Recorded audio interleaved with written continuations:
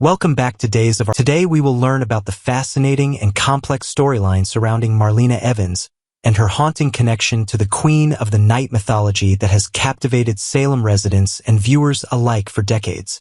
The revelation that shook Salem Monday's explosive episode of Days of Our Lives delivered a bombshell that sent shockwaves through the hearts of longtime fans and casual viewers alike.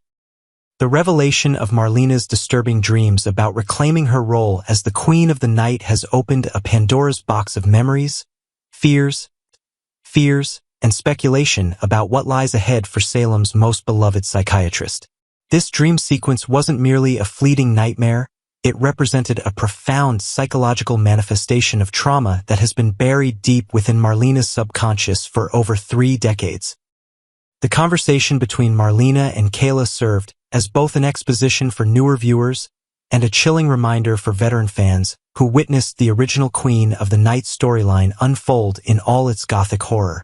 Kayla's probing questions about demonic influences weren't just casual inquiries. They reflected the genuine concern of a medical professional who understands the psychological complexities of her patient's history. The palpable tension in their exchange suggested that both women are acutely aware of the dangerous territory they're treading upon.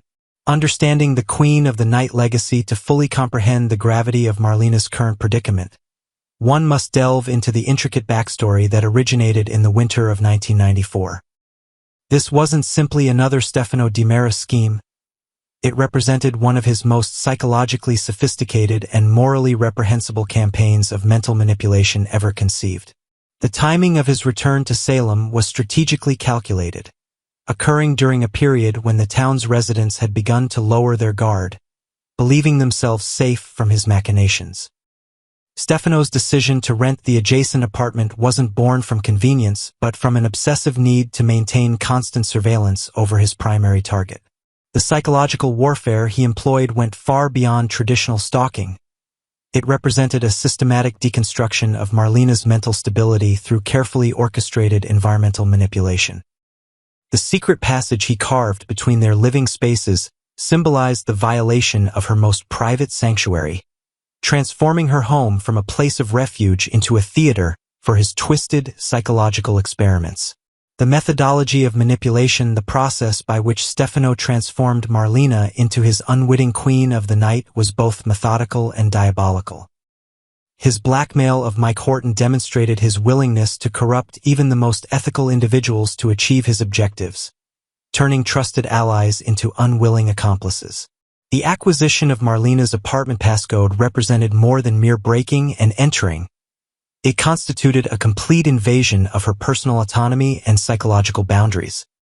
The Phantom of the Opera mask that Stefano employed during his nocturnal visits wasn't chosen randomly, but represented a deliberate psychological trigger designed to blur the lines between reality and fantasy. This theatrical element served multiple purposes. It protected his identity while simultaneously creating an otherworldly atmosphere that would make his visits seem more like supernatural encounters than calculated intrusions. The mask became a symbol of hidden identity and distorted reality, themes that would prove central to the unfolding narrative. The pharmaceutical manipulation represented perhaps the most insidious aspect of Stefano's plan. The drugs he administered weren't intended merely to sedate or control. They were specifically chosen to create a state of psychological vulnerability that would make Marlena susceptible to external influences. This chemical manipulation created what he termed an open vessel, a condition that would ultimately backfire spectacularly when supernatural forces beyond his control entered the equation. The supernatural consequence, the irony of Stefano's carefully orchestrated plan, lay in its ultimate success and subsequent failure. By creating the perfect conditions for demonic possession, he achieved his goal of transforming Marlena into something beyond her normal self, but lost all control over the entity that emerged. The transition from Queen of the Night to Mardevil represented a complete subversion of his original intent, transforming his carefully controlled psychological experiment into a supernatural catastrophe that threatened not just his plans but his very existence. The demon's attack on Stefano during the exorcism sequence represented poetic justice on a cosmic scale. The man who had spent years manipulating others through fear and psychological torture found himself at the mercy of forces that rendered his earthly power meaningless. His defenestration wasn't merely a physical assault. It symbolized the complete collapse of his carefully constructed facade of invincibility. The resulting paralysis and amnesia that afflicted Stefano created an unprecedented situation in Salem's history. A genuinely reformed Stefano di Mera. This temporary transformation into a nice guy provided viewers with a glimpse of what the character might have been under different circumstances, while simultaneously serving as a cruel irony. His brief period of goodness resulted directly from the failure of his most ambitious scheme. The cycle of recovery and revenge, Marlena's liberation from demonic possession, marked the beginning of a complex healing process that would define her character development for years to come. Her horror at the actions committed while possessed demonstrated the fundamental goodness that had made her a target for corruption in the first place. The self-imposed punishment of caring for the paralyzed Stefano represented both penance and a profound act of Christian forgiveness that elevated her character beyond mere victim status. The lightning strike that restored Stefano's memories represented more than simple plot convenience. It symbolized the return of evil to a world that had briefly experienced peace. His recovery with full recollection of past events but apparently no wisdom gained from his ordeal demonstrated the cyclical nature of evil and the tragic inevitability of repeated mistakes. The vengeance with which he returned suggested that his brush with supernatural justice had only intensified his malevolent intentions. Contemporary implications and future possibilities. The current manifestation of Marlena's Queen of the Night Dreams raises profound questions about the nature of psychological trauma and its long-term effects on the human psyche. Her conversation with Kayla revealed a sophisticated understanding of the difference between supernatural possession and earthly manipulation, suggesting that her experiences have granted her insight into the various forms that evil can take. The distinction Marlena draws between the real demon and Salem's demon represents a crucial evolution in her understanding of the threats she faces. This nuanced perspective suggests that while she may not fear supernatural possession, she remains acutely aware of the human capacity for evil that continues to manifest in Salem through various agents of chaos and destruction.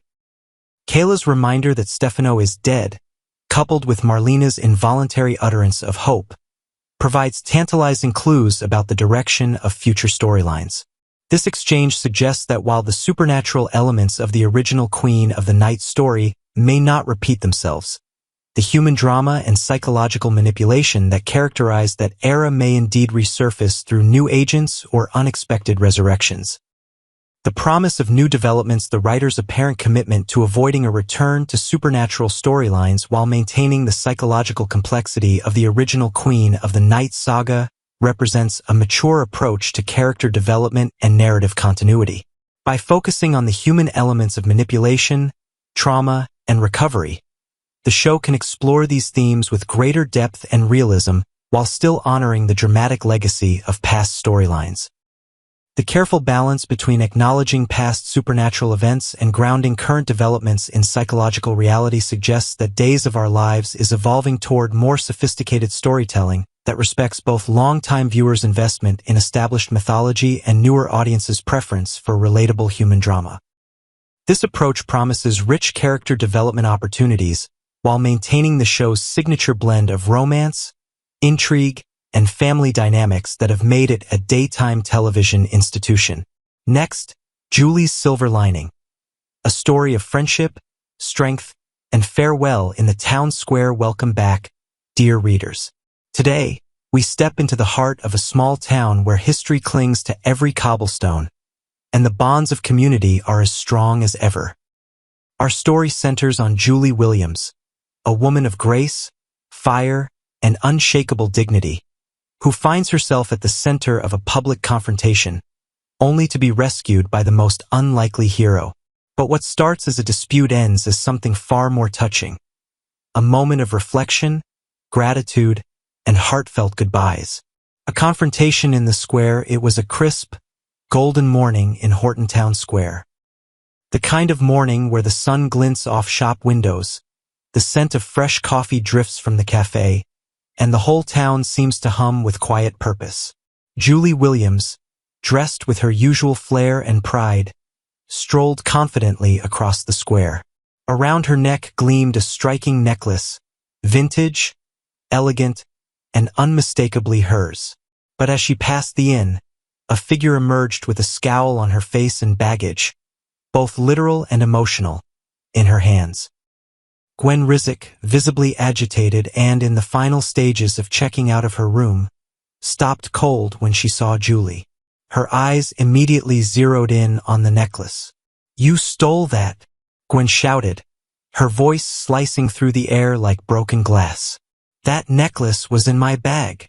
Julie, unfazed, looked her square in the eye. "Stealing? Oh, Gwen," she said coolly. "I could never steal something that rightfully belongs to me. You're free to call the police. Go ahead. Report it if you feel so strongly." There was a pause. Tension coiled like a snake ready to strike. Onlookers began to gather, sensing the drama. Gwen's face turned red with frustration. "No," she snapped at last. "It's not worth it. Just enjoy your flashy necklace. For now." Julie raised an eyebrow. "I'd be careful with the tone of that 'for now.' Sounds like a threat. And trust me, Gwen, if you go looking for trouble with the Hortons, you'll find it. And you'll get exactly what you deserve." The standoff seemed destined to escalate, until a voice broke through the tension like sunlight through clouds. "An unexpected defender enough," an older gentleman barked from the threshold of his nearby bookstore. "You've made enough of a scene out here. People come to this square for peace, not theatrics." It was Foster, the bookstore's gentle and wise proprietor, a man who looked like he belonged in the pages of the very books he sold. Calm, thoughtful, and weathered by time but never hardened. He stared sternly at Gwen, then gave a small wave of dismissal. "Move along." Gwen huffed, her pride wounded, and muttered something under her breath as she stormed away with her suitcase wheels bumping angrily across the bricks. Julie turned to Foster with warm relief in her eyes. "Thank you," she said sincerely. "You didn't have to do that." Foster smiled. "You're welcome, but someone had to speak up. Besides, I've missed you." A visit with old friends and fading chapters. The two old friends stepped inside the quiet sanctuary of the bookstore. The wooden shelves, the comforting smell of paper and ink, the amber lighting. All of it wrapped around Julie like a familiar embrace. She smiled as she looked around. "I've missed this place too," she said softly. "I've missed you." Foster nodded, his eyes warm with memory. "It's not the same without you popping in to argue about novels or gush over poetry." Julie's eyes lingered on the front window. A small sign caught her attention, and her heart sank a little. "Foster," she said gently, "what's the story with that for sale sign out front?" He hesitated, then spoke with the resignation of a man who's made peace with change. "It's time. My children are all out in California now. I've been alone since my wife passed, and, well, I want to spend more time with my grandchildren. They deserve to know their grandfather before I get too tired to travel." Julie placed a hand on his arm. "I understand, truly, but this place, it's a piece of the town, a piece of my heart."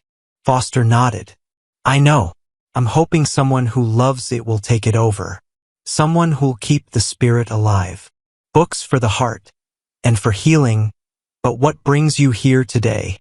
Foster asked, sensing Julie had more on her mind than Gwen or nostalgia. Julie looked down, her voice softer. "A friend of mine is grieving. Someone who's gone through too much loss too quickly. I wanted to find her something. A book that doesn't offer answers, just understanding." Foster's brow furrowed thoughtfully. "Grief," he repeated, walking toward a shelf near the window. "There's no cure for it, only companions along the way. Here." He pulled down two worn but beloved memoirs. "These helped my sister after she lost her husband. Real stories, honest ones." Julie took the books, running her fingers along the covers. These are perfect. She's going to appreciate this more than I can say. Parting words and lasting impact. The two sat for a moment, surrounded by quiet. Outside, life moved on. Children playing near the fountain. A couple sharing lunch on a bench. A cyclist riding past with a baguette in their basket. Inside, the air was still, but the moment was full of meaning. Julie broke the silence. You've built something wonderful here, Foster. It's not just a bookstore. It's a haven for people like me. And people like you made it worth building, Foster replied. You reminded me of why stories matter, because they connect us, even when everything else feels like it's falling apart. Julie stood and hugged him gently. You'll be missed more than you know. He smiled, and there was a glint of something in his eyes, sadness, yes, but also peace. Wish me luck in California. I do, Julie said, and I'll ask around. Someone out there loves books as much as we do. I'll make sure this place finds the right hands. A new chapter begins as Julie stepped back into the sunlight, books in hand and head held high. She felt something shift inside her. She had faced down anger, reconnected with a dear friend, and found solace in pages yet to be read. The town square had once again proven to be more than just a setting. It was the beating heart of a community where kindness still had a voice, and endings always led to new beginnings.